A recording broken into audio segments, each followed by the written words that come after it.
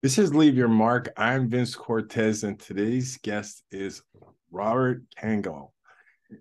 Robert is a writer, speaker, and author. His articles have appeared in dozens of magazines in the New York Times Magazine, Johns Hopkins Magazine, and the Baltimore Sun. He's received dozens of awards and honors with his writing, and he's best known for his work and commitment to writing for the past 50 years. And he is our guest here today. Robert, thank you for stopping by. I'm delighted to be here. Hi there, and welcome. Now it's time for America's favorite podcast, Leave Your Mark, with your host, Vince Cortez. If it's fly, loose fitted, it's Cortez. If freeze and chub is in it, it's Cortez. Leave Your Mark is about inspiring the world, one guest at a time. Pass the word from Brooklyn to Pittsburgh, from urban to suburb, it's Cortez, you heard? And here is our host, Vince Cortez. This is truly a lifetime commitment of work. When I look at how much you've done here, this is just amazing how many books you've written and what you've written about and the depth of your topics as well. So what I'd like to do is touch on where you were born and raised and how life began for you. So you got you starting out in Brooklyn, New York, and your mom and dad Charles was a business owner and an entrepreneur, and your mom Beatrice was a homemaker and a teacher. You had a brother and a sister, Harry and Rochelle, and you grew up in New York City in a row house life in a Jewish, Italian, and Irish middle-class neighborhood. Sounds like typical city life there, where you're playing stickball and step ball and things of this nature, and you qualify to go to Stuyvesant High School in Manhattan. And share with me your experience there. You're attracted to science and math, but I think your story about the rifle team is rather interesting. Stuyvesant was a very demanding place with really good teachers and a lot of emphasis on science and math, which I also got from my father. But one of the things that I was doing while I was at Stuyvesant seems a little unlikely, was I was a member of the rifle team, where we had, I think there were Winchester 52s, it's the kind of rifle it was. And we would have matches with other high schools in the New York area, where we would actually take our rifles in these big vinyl bags and get onto the subways to go to whatever school we were having a match with. And now it seems ludicrous to think that there I was with these rifles, and they were in a bag. But even so, it seems a little weird. But I considered it a sport. Your target was probably about the size of a silver dollar. Oh my. And the bullseye was probably the size of a pencil eraser. And you were shooting at that at 50-foot distance. Now, the Stuyvesant, I think, is interesting also, being that it's an all-boys school, and you said now in this modern era it's not. So for boys, that it's a formidable window from age 13 to 16. So you're kind of developing more into what our interests in life would be. So share with me in the window of coming through there and graduating, where your mindset was and then where you decided to go. Yeah, I think at home, I was getting, some people, when they talk about their parents, they say, oh, I'm more like my dad.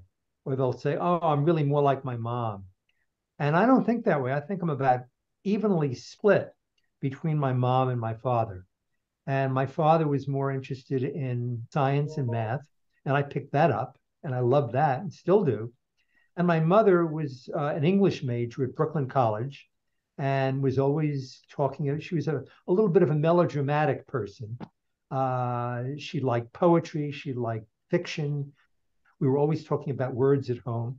And so I grew up in an atmosphere that valued equally, I would say, the sciences and mathematics on the one hand, and expressing yourself through language, which was, in retrospect, a happy place to be. I didn't turn my back on either of them. I think in some ways, I embraced them both. I think it sounds like you did. Now you go off after high school in Rensselaer Polytechnic Institute, and you go Rensselaer, yeah. Rensselaer, and you get a BS in mechanical engineering. Mm-hmm. But what's I find interesting is that that plays out as short lived, because 3 years later, uh, you decide to become a freelance writer. What happened after getting your degree? And Well, a lot happened. A lot happened. You said that I decided to become a freelance writer, and I'll get to that in a minute. I wouldn't say that I decided to become a freelance writer. I just became a freelance writer without deciding to. Basically, what happened is I got out of school. I mentioned that I was on the rifle team in high school, and I was interested in guns. My uncle George came back from World War II, and he had a whole cabinet, a gun cabinet, in his little man nook, and there were a lot of rifles there, and I got an early interest in that. And when I got out of school, out of Rensselaer, I got a job in the armaments industry for a company that actually designed rifles and other kinds of weapons, and not only weapons, but bullets, the special kinds of bullets that are used in modern war. And my job, as sort of creepy as it is to say now, was to help in the design of this kind of ammunition. And I did that for about a year. And then I went to another company where I was doing something a little more benign, which is I was working on maybe your car has this automatic speed control, okay, where you press a button, it maintains the speed, and that was part of my job. And there was something called automatic temperature control. This is the very early days of electronics in cars, in the very early 70s, before they had anything. They had radios, and that's about all. And so I did that. And in the meantime, my ideas were changing very radically because of the war. The Vietnam War was going on. And I think I went into my initial job in the armaments industry oblivious of that. But it didn't take long within the atmosphere of that time to be aware of this cruel, terrible war that was going on in Vietnam. And by 1967, my attitudes toward the war had changed enough that I went on the march in the Pentagon, where hundreds of thousands of people descended on the Pentagon. There were armed soldiers there protecting the Pentagon from us, and we were protesting the war.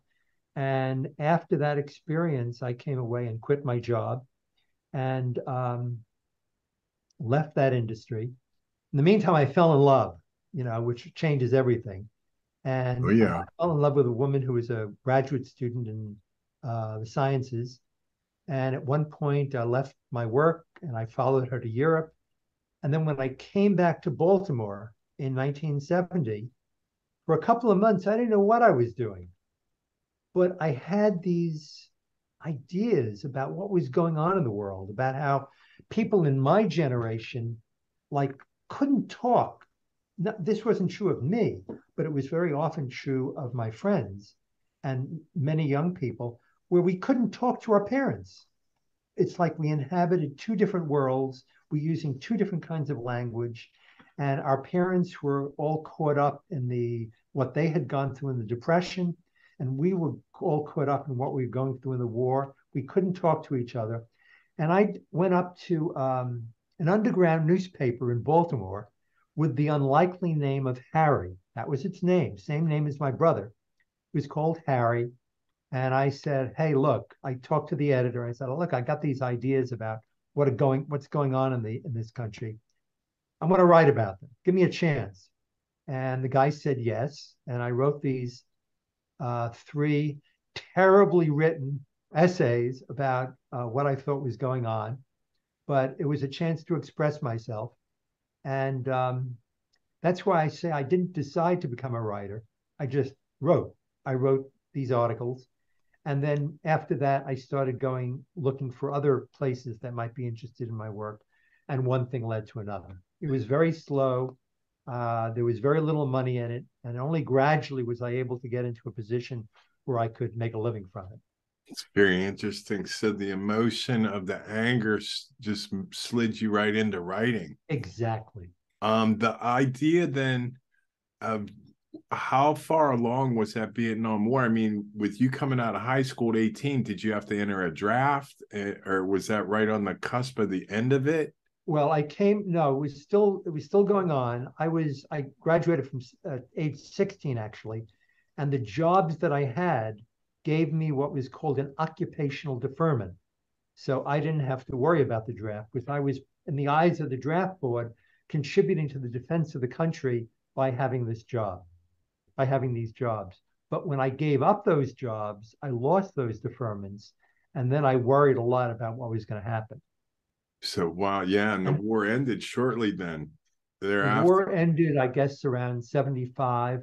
But what came first, I don't know if you remember, was something called the lottery, where, okay, my birth date is May 28th. And every birthday had associated with it a number. And it was like, you go to a bingo hall and they call your number, and they arranged for people to be drafted, which usually meant going off to Vietnam, or often meant going off to Vietnam, according to your birthday. And fortunately, I lucked out with a very low number, or very high number, I should say. 308. You never forget your draft board number. I got a 308, and that basically freed me from worry about being drafted. Wow. Now, this actually, in a historical part for the United States, Vietnam is a turning point where we really enter into the modern era because, you came in there where the television became prominent in the 60s there, then with King and President Kennedy getting shot. So like there was an upheaval and an unrest in the American culture at this point. So Absolutely. how the dust was going to settle, this was extremely tumultuous. And for a young man your age at that time, knowing that it was not necessarily a war we should have been in, the political side of the whole thing had to just twist you. So I would argue much more strongly. It wasn't simply a question of a war we shouldn't be in. I felt, and many people my age felt, and I still feel, that it was a cruel war and an immoral war, and that we had no business being there. And hundreds of thousands of people died for a war that should never have been fought. yeah. I don't want to reconstruct the politics of the Yeah, time, well, but the that's Vietnam story will live on forever in American history. yeah. So now you're compelled to write. So at this point, would you titled yourself a journalist, or are you like an editorial type writing or documentary? Like I how would would so you go in no, here? neither So, of those. I guess I would call myself a freelance writer. okay, Uh, and in fact, at the beginning, I was sort of embarrassed to call myself a writer. When people asked me, "Oh, what do you do?" I would simply say what I did. I would use the verb. I write articles, I write essays, I write book reviews, but I would never actually call myself a writer. That came only much later, after I had been doing it for years and years and was writing books. Connect with us on LinkedIn. Be our friend on Facebook. Follow us on Twitter and Instagram. Whether jumping out the MP or jumping on the app. You are listening to Vince Cortese. We just want you to leave your mark. all right. Now, when does your journey of being a bi-coastal person? Because didn't you go to Europe in there too when you were going from Baltimore to San Francisco? So what Well, San developed in Francisco that came a little window? later. Okay. uh, in the middle of this period, in 1969, I met a woman who very much influenced me, who in the book Young Man Muddled, I gave the name Maura. And she had a tremendous influence on me, and I fell madly in love with her. And when she went to Europe to be with her thesis advisor, I went too. And then it was after that we moved back to Baltimore together. And then later she got a postdoc in California, and I went with her. Unfortunately, at that point, we split up. But that left me on the West Coast, where I lived for the next 4 years. Now, how did you like living in San Francisco, being from the East Coast? Well, I thought it was a little strange. San Francisco itself was beautiful, just gorgeous. And I loved the fog. I remember after I had broken up with the person I call Maura, my first night in the apartment that I got, I remember just lying in bed, feeling miserable, and listening to the foghorns. I'm not going to try to imitate it, but it has a really mournful sound. The foghorns were to alert shipping, who couldn't see anything because the fog was so thick. So the foghorns alerted shipping in the bay, and together they made for a kind of cacophony of sound that had a kind of a mournful quality. And I remember that very clearly that first couple of nights. Now, San Francisco was probably a really hotbed, especially for opinion on that war, and it's still being relatively fresh. So you got probably a different scope on that entirely from being in the Baltimore area, then in Europe, then over to there. It was like kind of like, I'm sure that was quite dramatic. Well, San Francisco is still, let's say, recovering from the summer of love. I think this, which is the term that the press gave, I guess it was 1968 or 1969 or 1970 to San Francisco, when anybody who was pretending or was a hippie and had long hair and smoked dope and was against the war and dressed in a characteristic way all descended on San Francisco into the Haight-Ashbury. And it was the press that dubbed it the Summer of Love. Wow. I got there a couple of years later, and there was still plenty of people smoking dope, and still a lot of opportunities to, still lots of young people who were doing crazy things or not so crazy things, and a very, very strong, as you might imagine, anti-war movement. Now, after this time then, so we're moving towards, let's see, your first published book in 1986. And it's The Apprentice to Genius, The Making of a Scientific Dynasty. Share with me your first writing. That's always the most exciting one because you're official, being published.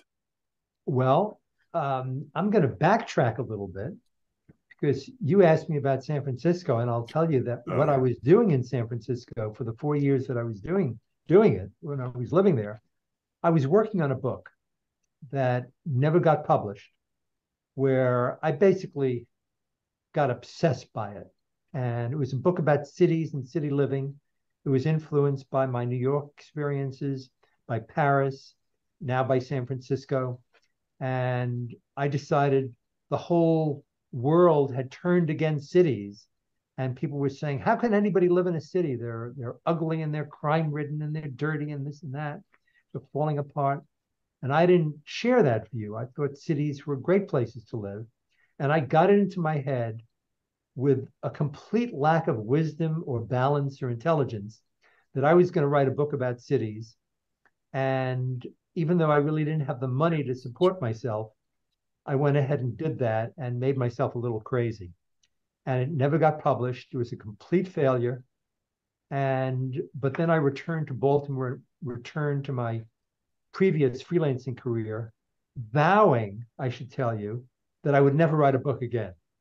Nonetheless, the book that you just mentioned, Apprentice to Genius, The Making of a Scientific Dynasty, that was the product of an article that I had written first about mentor relationships. Like if you're an electrician, very often you get to be an electrician by working for other electricians. If you're in various other fields, you are mentored by a senior person to not just in the practicalities of the work, but in the ins and outs and the nuances of it. And that's true in science also. So what my book was about mentor relationships in science, how young scientists would go to work in the labs of senior scientists and come away with a sort of a taste, a feeling in the gut for how to do advanced elite science. That's what my book was about. I followed 5 generations of a single mentor chain, each of whom influenced the next. That's a powerful category of writing as well as your influence there. You have the engineering and the scientific measuring and then the teaching aspect of it. So you go on from 86, so you don't publish any books and you decide you're not going to. So what happens then in 1991? Because from 91 to 2007, you seem to start publishing books like it wasn't any problem at all. Right. What changed was the writing of the first, well, you can call it the first, but you can call it the second. The second book I wrote for the first book that was published, that was Apprentice to Genius. And that didn't set the world on fire, but it did okay. And it got some nice reviews. And then in 1991 came The Man Who Knew Infinity. That was a book that was actually the idea of an editor at, where was she at? At Crown, I think, at the time. I'm not sure. I think she went to Scribner's, but it was her idea. She had come across this little mention in the newspaper about the 100th anniversary of an unknown Indian mathematician named Ramanujan, who had had a big influence on mathematics. He grew up in India, hopelessly poor, didn't have any colleagues, but just learned mathematics on his own. It was like this rags to intellectual riches story. And it was her idea, what if somebody wrote a book about a biography of this man? And I looked into it, and she approached my agent, and my agent approached me. And my first reaction is, who's going to read a book about an Indian mathematician, right? But nonetheless, I got really interested in this. And after a while, I prepared a book proposal, which is how you sell books, nonfiction books. And it worked out. It was published. It went through many printings. It's been translated into about 15 or 18 different languages. Oh, my.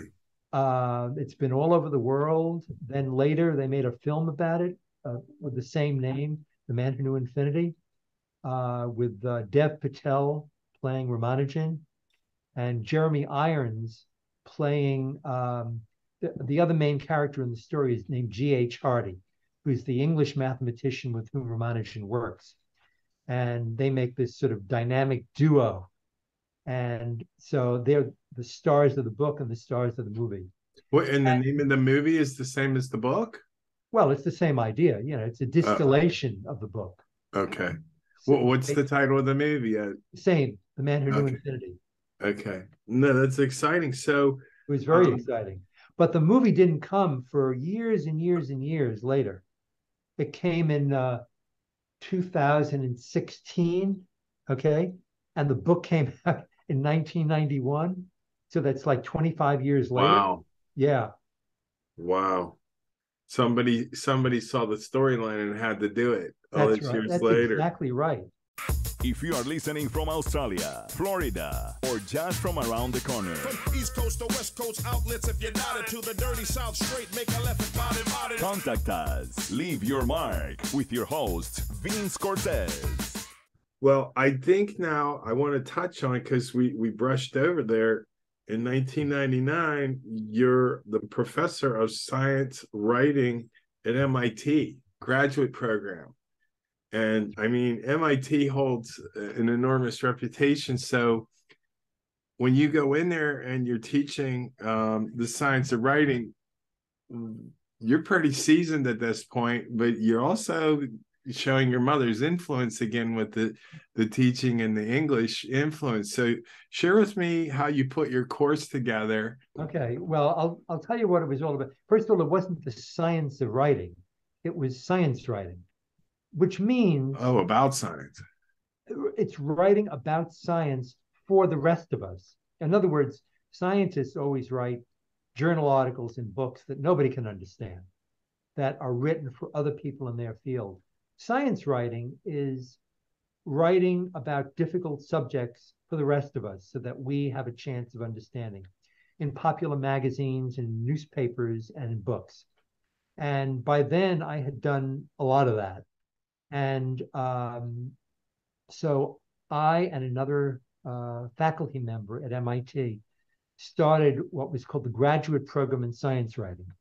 And it was a very select program where we admitted 7 or 8 young writers each year and put them through the mill for a year, trying to teach them and encourage them and inspire them to write about difficult subjects. The more difficult, the better.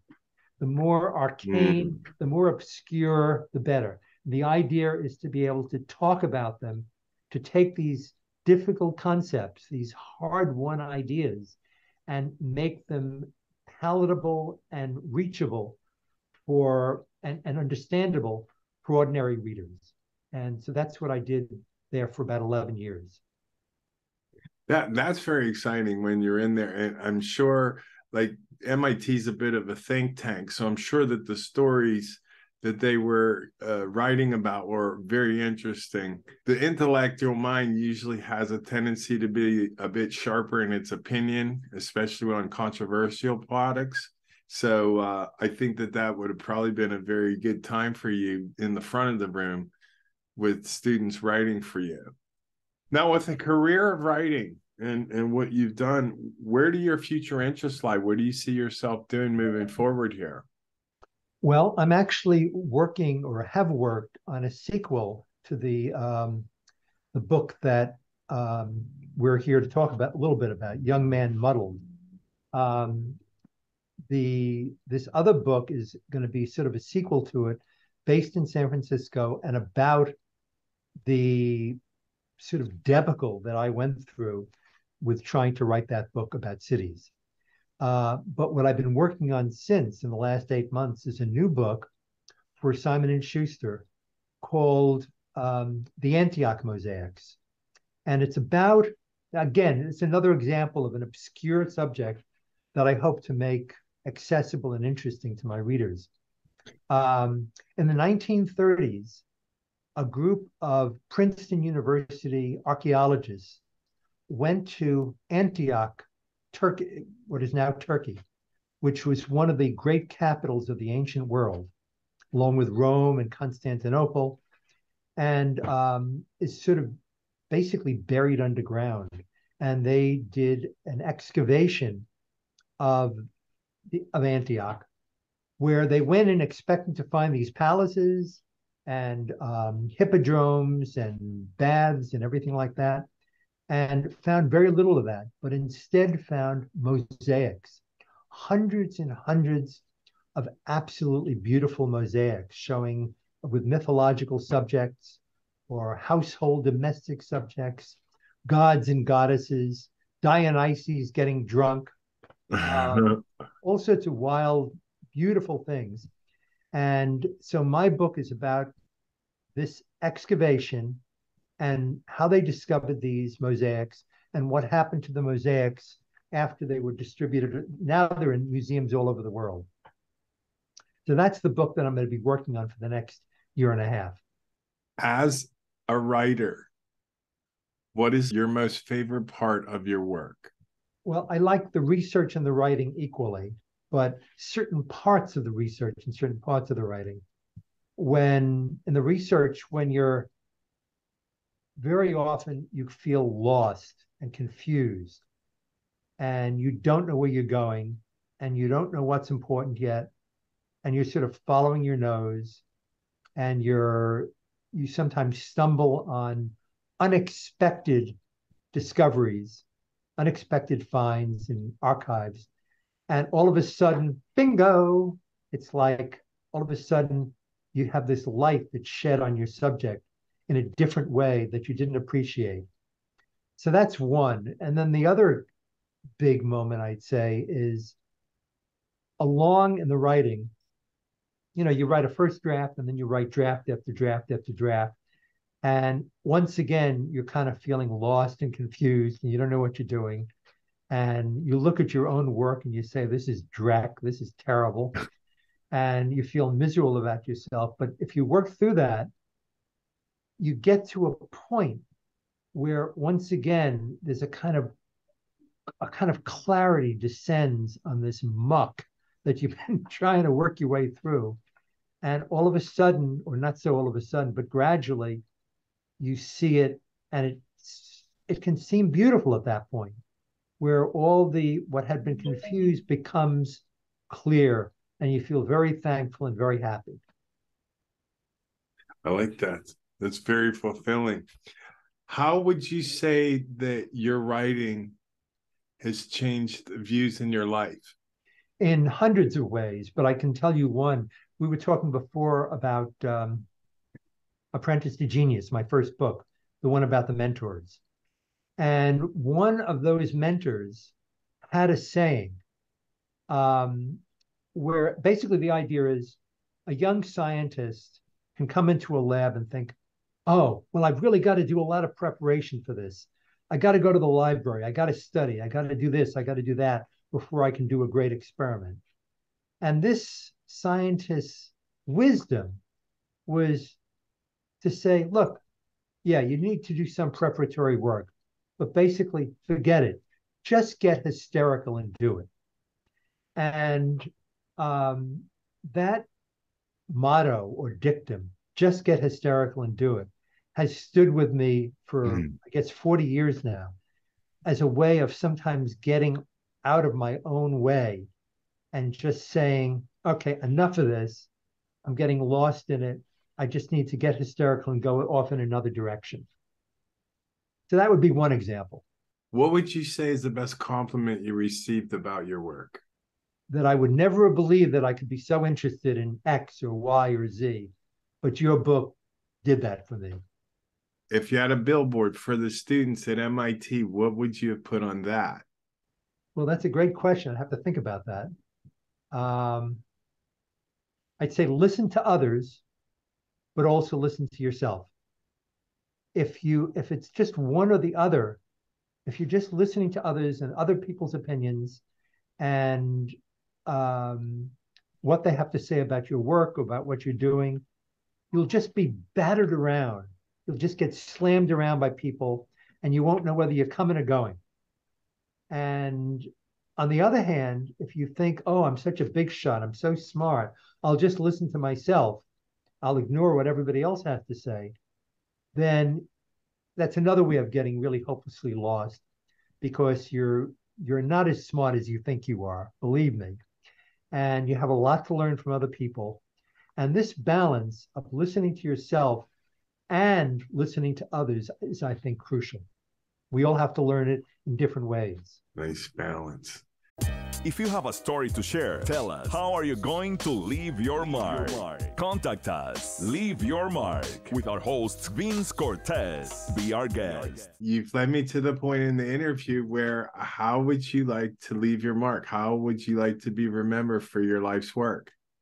In my imagination, I would like to think of thousands or tens of thousands of people who have read my books and who have had, through those books, the kinds of experiences that I had when I was young in that little house in Brooklyn, reading and first coming under the spell of literature for the first time and loving to read and hoping that people nowadays, who had read my books would have something like the same pleasure that I had when I was a kid. I like that, the power of influence. Yeah. That's great stuff. I want to thank you for coming by today. You have just such a plethora of knowledge, and writing and reading is an amazing tool to just help our minds develop and become the creations we're intended to be. And I think you've touched on all of that. I do want to ask you, based on how you said you came into writing, you didn't make the decision, you just did it. Yeah.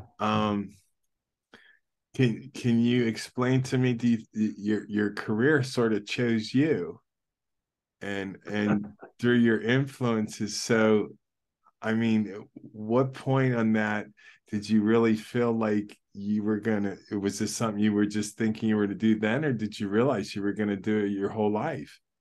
Well, I think about 6 months or a year after I started dabbling in writing, and I got some sort of a silly book on how to become a freelance writer or something like that, the thought came to me for the first time, oh, it's possible to do this for a living.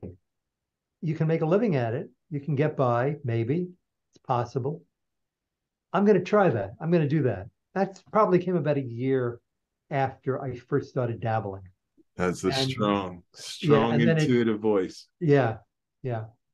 That's awesome. Well, I want to thank you for coming by and sharing your story with me. And there's plenty to be learned from what your experience was, both personally and professionally. So you had a window of time in American history you came to. It was extremely interesting in so many different ways Really.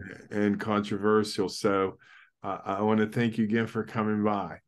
Thank you so much for having me on your show. Before I let you go, I want to give you the opportunity to share with me where we can find your information. Well, I'm not sure it's information in an abstract way, but my last book was very different from all the books that I wrote before. All my other books were focused on somebody else doing interesting things, and they were either biographical or they went to an exotic place. For the first time, I've written a book that swings the camera around toward me, and I've written a book about my first 3 or 4 or 5 years in Baltimore after I got out of college, and it's called Young Man Muddled, as in confused, which is certainly the way I was then when I was just sort of muddling along. And that's what this book is about. My first, work, love affairs, falling in love, what that means for you when you're young. And the book is called Young Man Muddled, and it's published by Bancroft Press, Los Angeles. Okay, and your website address? RobertCanigal.com. Excellent. All right. Well, we know where to find you now. Okay. And once again, thanks for coming by. Thank you. Bye-bye. Thanks for listening to Leave Your Mark today. Tune into our next episode of Leave Your Mark with Vince Cortese. Be blessed. You just left your mark. Thanks for listening. Listen to more episodes on demand. Just click Leave Your Mark with Vince Cortese.